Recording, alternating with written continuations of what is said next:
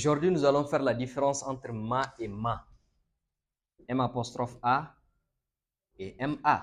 Parce que quelqu'un nous a posé la question afin de savoir quand est-ce qu'on doit mettre M apostrophe A et quand est-ce qu'on doit également utiliser MA. Donc, ce qu'il faut comprendre pour un débit, MA qui est collé, ça c'est un adjectif possessif. Mon, ton, son, ma, ta, sa.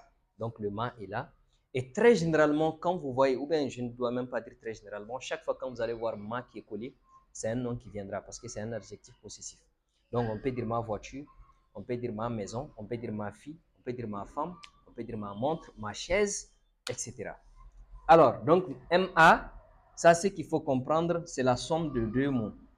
M, qui est un pronom réfléchi, plus le verbe avoir qui est conjugué au présent de l'indicatif à la troisième personne du singulier A.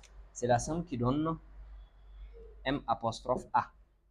Voilà, très généralement, ou bien dans la plupart des cas, quand vous allez voir M apostrophe A, le mot qui suit, c'est un verbe. Donc, il m'a envoyé sa demande. Il m'a envoyé sa demande. Donc, il m'a envoyé. Il m'a envoyé sa demande. C'est le verbe envoyer qui est là. Il m'a demandé. C'est comme si lorsqu'on conjugue le verbe au passé composé, parce que le passé composé, c'est l'auxiliaire avoir ou être au présent de l'indicatif, plus le participe passé du verbe à conjuguer. Donc, la façon la plus simple en réalité pour savoir si M doit avoir apostrophe ou pas, c'est de voir le mot qui suit. Si le mot qui suit est un nom, là, M doit être collé. Donc, si le mot qui suit est un verbe, là, c'est M apostrophe A, d'une manière très facile.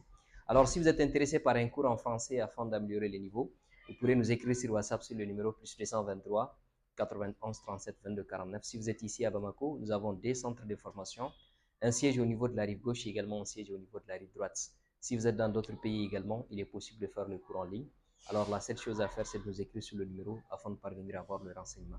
Je m'appelle Aliou Ahmed Meiga, co-directeur du cabinet MC Consulting, facilitateur en français. Merci.